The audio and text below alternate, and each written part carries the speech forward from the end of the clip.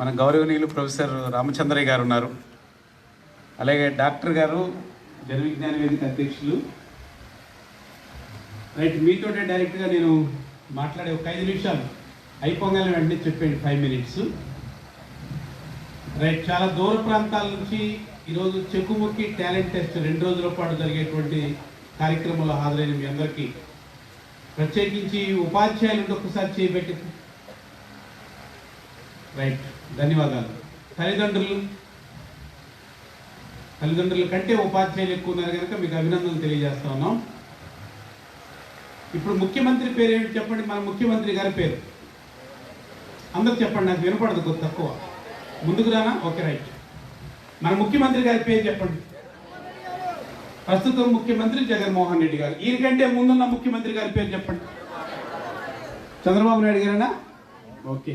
తనకంటే ముందున్న ముఖ్యమంత్రి పేరు? టీచర్స్ ఎవరు మాట్లాడుతుంది? చంద్రబాబు నాయుడు కంటే ముందు టీచర్స్, పేరెంట్స్ మాట్లాడకండి, పిల్లల వరకు మాట్లాడండి. ఎవరినానా? కిరణ్ కుమార్ రెడ్డి గారు. కిరణ్ కుమార్ రెడ్డి గారి కంటే ముందు రోసయ్య సార్ కంటే తర్వాత ముందు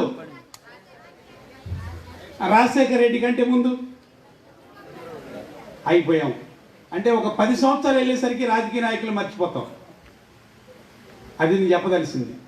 ఇప్పుడు లేటెస్ట్ హీరోయిన్ పేరు చెప్పండి. ఇలియానా ముసలిది అయిపోయిందమ్మా.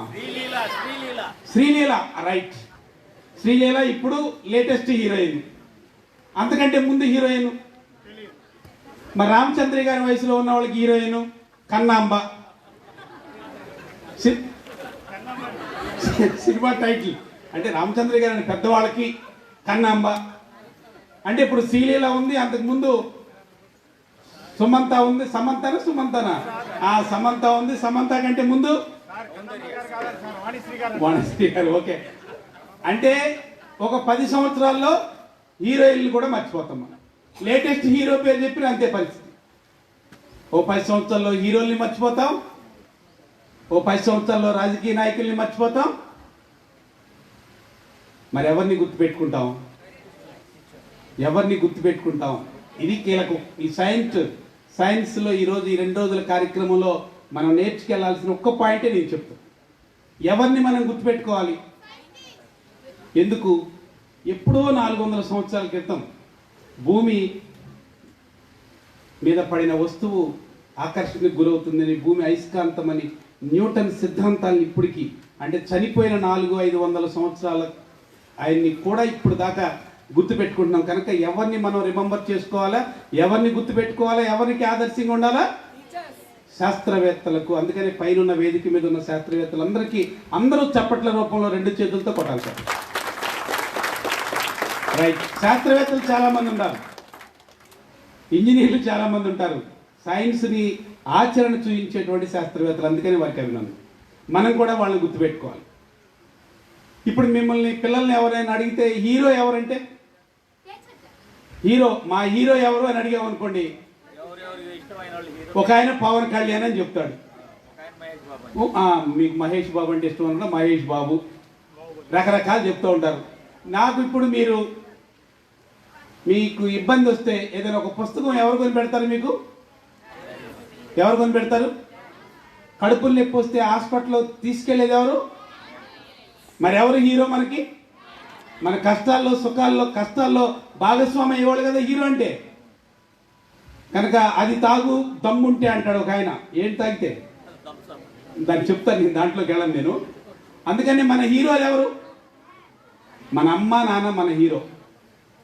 మన అమ్మ ఇంట్లో ఉన్నటువంటి సాధారణమైన చీర, ఇంట్లో వాడేటువంటి కొనుక్కునేటువంటి సాధారణమైనటువంటి సోప్, స్నానం చేసి ఇంట్లో ఉన్న మామూలు చీర కట్టుకుని బయటకు వస్తే ఒక పెళ్లి జరుగుతుంటే వెళితే అమ్మ ఎంత అందంగా ఉంటుంది? హీరోయిన్ అంత అందంగా ఉంటుందా? కేజీ మేకప్ వేసిన హీరోయిన్ అంత అందంగా ఉంటుందా? సాదాసీదాగా ఉన్న అమ్మ హీరోయిన్. నాన్న చూడండి పల్లెటూరులో.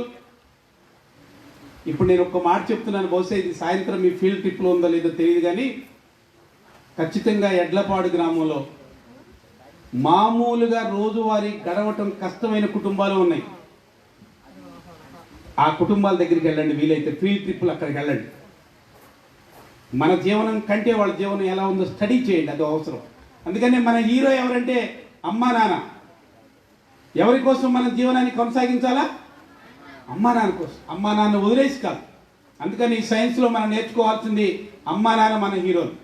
దాని చుట్టూ తిరగాలి, దానికోసం ఉండాలి. ఇంకా మూడో మాట, ఒక మాట చెప్తాను మీకు. చివరి మాట నేను చెప్పదలుచుకున్నది మీకు. మూడో మాట ఏంటంటే, మీరందరూ చదువుకునేటువంటి పిల్లలు. ఏం చదువుతున్నారు? ఏం చదువుతున్నారు చెప్పండి. ఏ క్లాసులు చదువుతాం మనం, అంతేనా? కానీ చుట్టూ ఉన్న సమాజాన్ని కూడా చదవాలి. అంటే మీ అమ్మా నాన్న ఎలా జీవనం సాగిస్తున్నారో చదవాలి. మీ అమ్మా నాన్న కంటే ప్రక్కన ఉన్న వాళ్ళు తల్లిదండ్రులు ఎలా జీవనం సాగిస్తున్నారో చదవాలి. నాకేమీ సంబంధం లేదనుకోకూడదు. మీరు ఇక్కడికి రావటం కోసం, నన్ను ఒక్క మాట వినండి, ఇక్కడికి రావటం కోసం మీరు బస్సు ఎక్కారు. బస్సు డ్రైవర్ ఎప్పుడైనా కులం అడిగారా? బస్సు సీట్లో కూర్చున్నాం తయారు చేసినప్పుడు కులం అడిగాడా? ఇక్కడికి వచ్చారు, మధ్యాహ్నం భోజనం పెట్టారు, భోజనం వాళ్ళకి కులం అడిగారా? నీవు వేసుకున్న డ్రెస్ ఉంది, ఎవరు తయారు చేశారో కులం అడిగామా? వాళ్ళ మతం అడిగామా?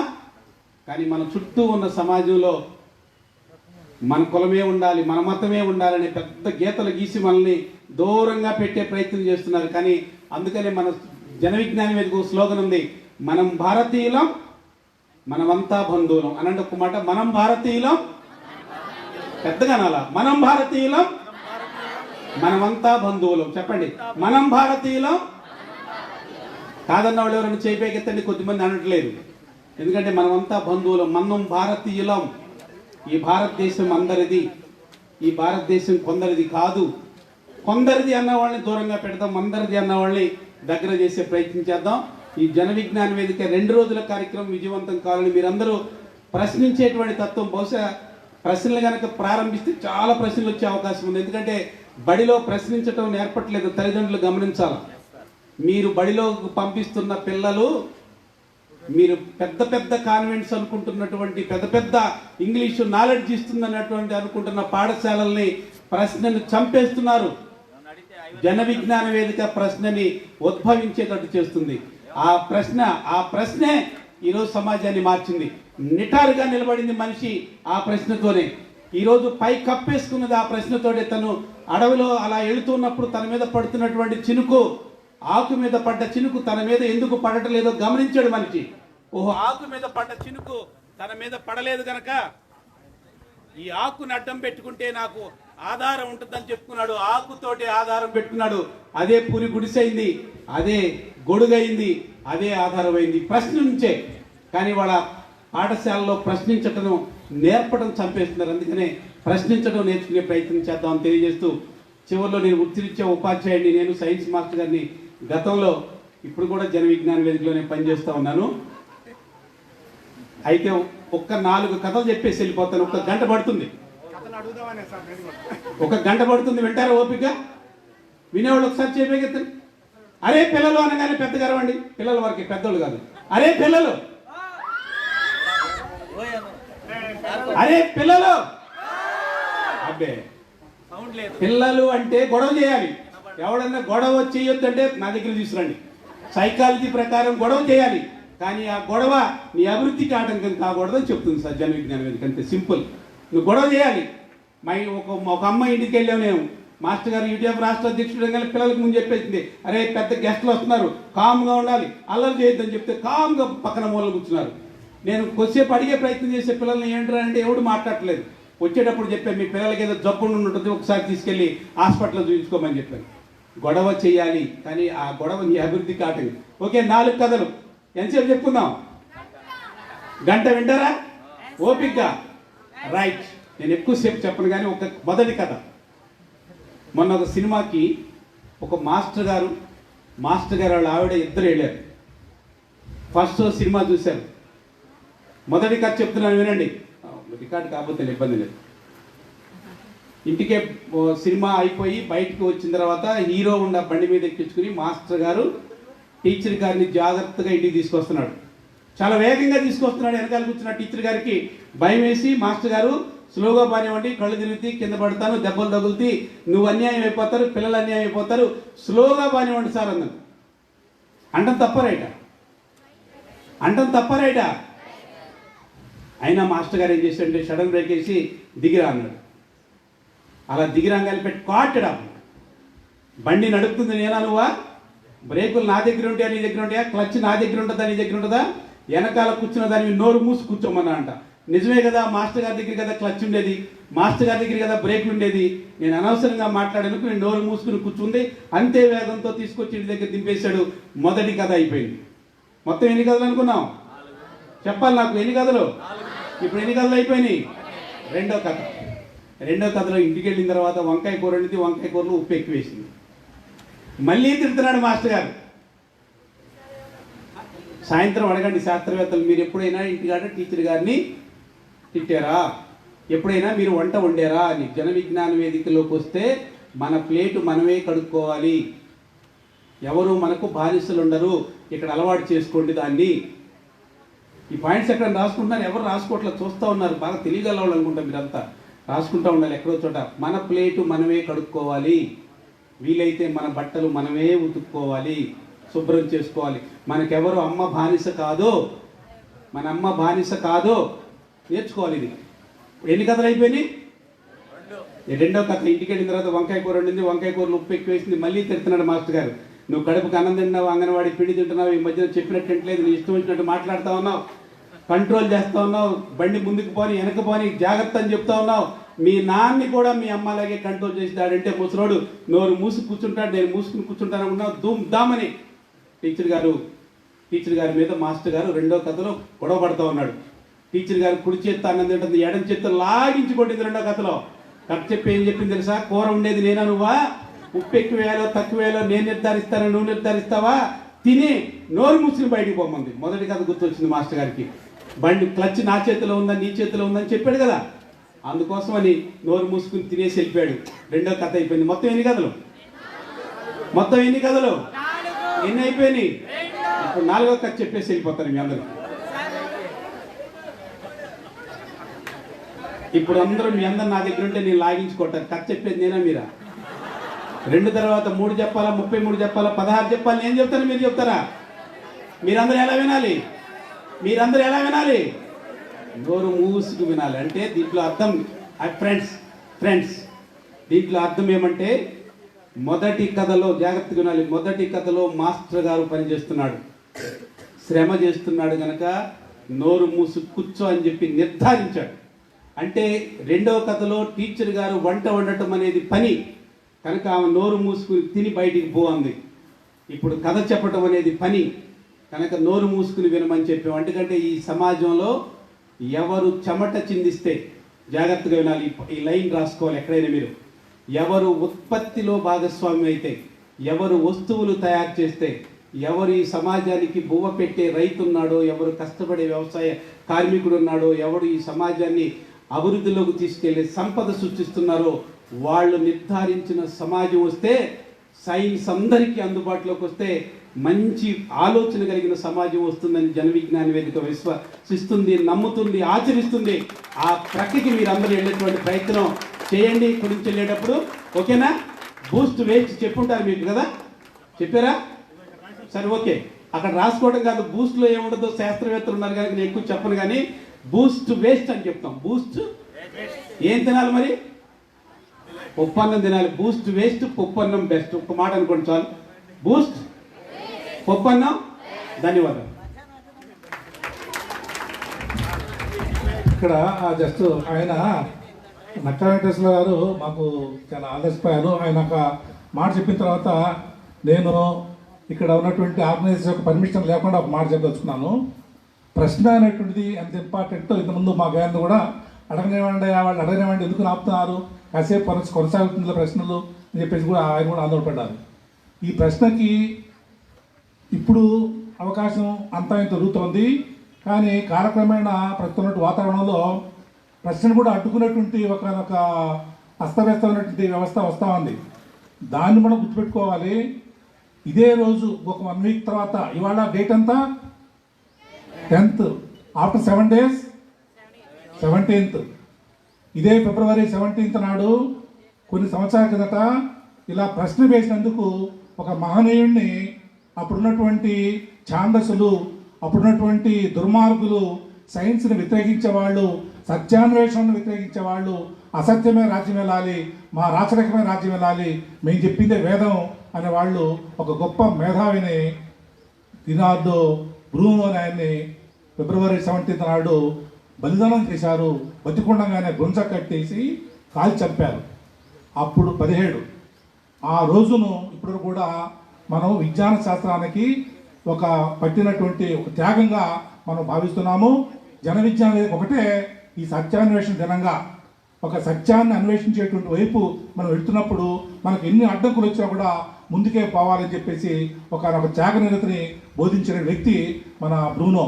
ఆ బ్రూనోను కూడా జన విజ్ఞాన వేదిక ఈ రాష్ట్రాల్లో సెలబ్రేట్ చేస్తుంది. మిగతా ఎవరు చేయట్లేదు. యూనివర్సిటీలు ఐఐటీలు చేయవు, ఎన్ఐటీలు చేయవు. వాళ్ళు బతికేదే సైంటిఫిక్ రీసెర్చ్ మీద. వాళ్ళు సంపాదించుకునే శాలరీస్ లక్షలాది రూపాయల శాలరీస్, వాళ్ళ ఇంజనీరింగ్ ఎడ్యుకేషను, వాళ్ళ మెడికల్ ఎడ్యుకేషను, వాళ్ళ సైన్స్ ఎడ్యుకేషన్ అయితే వాళ్ళు బ్రూనోను మర్చిపోయారు. బ్రూనోను మర్చిపోకుండా ప్రజానీకానికి బ్రూనోను ఎప్పుడు కూడా మర్చిపోకుండా చిరపరిచితం చేస్తున్నటువంటి సంస్థ ఒకటే, అది జన విజ్ఞాన వేదిక. కాబట్టి రాబోయేటువంటి సాటర్డే నాడు కూడా మీరు మరొకసారి కార్యక్రమాన్ని జన విజ్ఞానం చేపడుతుంది. అందులో మీరు భాగస్వాములు కామని మేము విజ్ఞప్తి చేస్తున్నాం. మాల్కొండయ్య గారు ఒక విషయం చెప్తాను.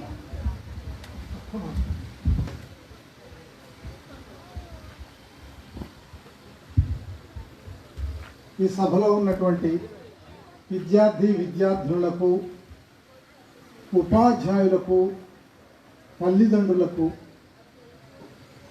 ఈ సందర్భంగా నేను ఒక 2 మాటలు చెప్పాలనుకున్నాను. మామూలుగా ప్రతి తల్లిదండ్రి కానీ, ప్రతి పిల్లలు కానీ మా పిల్లల్ని ఐఐటీలో చదివించాలి, పిల్లలు కూడా మేము ఐఐటీలో చదువుకోవాలి అని అంటూ ఉంటారు. ఎందుకు మనం ఐఐటీలో చదువుకోవాలి అని అనుకుంటాము అంటే, మన దృష్టిలో ఐఐటి అనేది ఒక క్వాలిటీ ఎడ్యుకేషన్ ఇస్తుంది అని. ఆ క్వాలిటీ ఎడ్యుకేషన్ కోసము మనం ఐఐటీలో చదువుకోవాలి అని అనుకుంటాం. నేను నా ఉపాధ్యాయ వృత్తి యూనివర్సిటీలో అయిపోయిన తరువాత ఒక ఇండస్ట్రీతో సంబంధం కలిగి ఉన్నాను. ఈ సంబంధంతో నాకు అర్థమైనటువంటి విషయం, పిల్లలు ఎలా చదవాలి, ఎలా చదివితే వాళ్లకు మనుగడ ఉంటుంది, వాళ్ళ మంచి అవకాశాలు, ఉద్యోగ అవకాశాలు మెండుగా ఉంటాయి అనే విషయంలో మనము మన ఊర్లో ఉండే హై స్కూల్లోనే చదువుతున్నాం.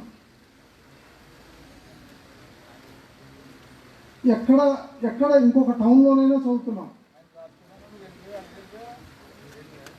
మనము మన చదువు పద్ధతి ద్వారా మనం చదివే ఎలిమెంటరీ స్కూల్, మన ఊళ్ళో ఉండే స్కూల్, హై స్కూల్ కానివ్వండి, ఎలిమెంటరీ స్కూల్ కానివ్వండి, ఏదైనా దాన్నే మనం ఐఐటీగా మలుచుకోవచ్చు. ఆ మలుచుకోవటం అనేది చదివే విద్యార్థిగా నేను చేయగలను, అంటే చదివే విద్యార్థిగా మీరు చేయగలరు. మీకు చదువు చెప్పే ఉపాధ్యాయులుగా వాళ్ళు అక్కడ ఆ స్కూల్ని ఒక ఐఐటి లాంటి సంస్థగా సంస్కరించవచ్చు. అది అంతా ఇప్పుడు మీరు ప్రశ్నలు వేశారు. ఆ ప్రశ్నలు ఎంత సృజనాత్మకంగా ఉన్నాయంటే అవి ఒక పెద్ద హయ్యర్ స్టడీస్ చదువుకున్న వాళ్ళకు కూడా అలాంటి ప్రశ్నలు ఊహలోకి రావు. కానీ అలాంటి ప్రశ్నలు మీరు వేస్తున్నారు, నిజంగా మీరు వేస్తున్నారు అంటే నా దృష్టిలో మీరందరూ పెద్ద శాస్త్రవేత్తలు అవ్వగలిగేటటువంటి లక్షణాలు మీకున్నాయి. అందువలన నా యొక్క విన్నపం ఇక్కడ ఉండే విద్యార్థులకి, తల్లిదండ్రులకి, ఉపాధ్యాయులకి మనం ఎక్కడ ఏ స్కూల్లో ఏ కాలేజీలో చదువుతున్నామో దాన్ని క్వాలిటీ ఎడ్యుకేషన్ ఇచ్చే సంస్థగా తీర్చిదిద్దేటటువంటి బాధ్యత మన మీద ఉంది. అక్కడ ఒక్క విషయంలో మనం జాగ్రత్త తీసుకుంటే, మామూలుగా అందరూ మా పిల్లవాళ్ళకి 90% వచ్చింది, 95% వచ్చింది, ఫస్ట్ ర్యాంక్ వచ్చింది అనే ఒక్క కోణంలోనే చూడకుండా ఆ విషయాల్ని, ఏ బుక్స్ ఉన్నాయో ఆ బుక్స్లో ఉండే పాఠాలు అవి ఎంతవరకు సృజనాత్మకంగా, ఇప్పుడు మీరు వేశారు ప్రశ్నలు, ఆ ప్రశ్నలు మీరు చదివే పాఠంలో గ్రహింపు ద్వారా వేసే ప్రశ్నలు కానీ ప్రతి పాఠంలో అలా ఉంటే ఇంకా దేశం సౌభాగ్యమే. కనుక మీ అందరికీ, ఇక్కడ ఉండే ఉపాధ్యాయులందరికీ నా యొక్క విన్నపం ఏంటంటే, ఏదో మంచి మార్కుల్ని తెచ్చుకోవడం ఒక్కటే పరమావధి కాకుండా, ఆ పాఠ్య పుస్తకాల్లో వెనక ఉండే ఎక్సర్సైజులు అని ఉంటాయి. ఆ ఎక్సర్సైజులు వెనక ఉండేటటువంటి సూచించబడినటువంటి ఆ ప్రాబ్లమ్స్ని మీరు స్వయంగా చేయగలిగి ఆ సమర్థత కానీ తెచ్చుకుంటే, మనం చదివే ప్రతి స్కూలు, కాలేజీ, మన ఊర్లో చదువుకునే కాలేజీ, స్కూలే ప్రతిదీ ఒక ఐఐటి లాంటి సంస్థ, ఒక క్వాలిటీ ఎడ్యుకేషన్ ఇచ్చే సంస్థగా మారుతుంది. అందుకని ఈ విషయాలు మీకు తెలియనివి కాదు. అందుకని మరొకసారి ఉపాధ్యాయులకు, పిల్లలకు నేను ఈ విన్నపం చేయాలనుకుంటున్నాను. We want quality education, not just mere marks. నాకు 100కి 100 వచ్చినాయి అని చెప్పుకోవటం కాదు. అక్కడ గట్టిగా చదవాలి. ఏ ప్రాబ్లం ఓరియంటెడ్గా చదవాలి. ఏ ప్రాబ్లం అయినా చేయగలిగే స్థితిలో ఆ ఎడ్యుకేషన్ ఉండాలి. ఆ విధంగా సంస్కరించుకోవాలని ఆశిస్తూ నాకు ఈ అవకాశం ఇచ్చిన పెద్దలకు నమస్కారం. Thank you sir. Meet the scientist programme తాత్కాలికంగా విరమించాం. తెలుసు వాళ్ళందరి హీరోలు మీ దృష్టిలో నేను విలన్ అని తెలుసు, ఎందుకంటే క్వశ్చన్స్ వేస్తుంటే టైం అవుతుంది అని అన్నానని తెలుసు. కానీ మీకు మీ ఊర్లో జన విజ్ఞాన వేదిక ఏ ప్రోగ్రాం చేసినా సరే మీరు అందులో పార్టిసిపేట్ చేయండి. ఇలాంటి కార్యక్రమాలన్నింటిలో కూడా మీరు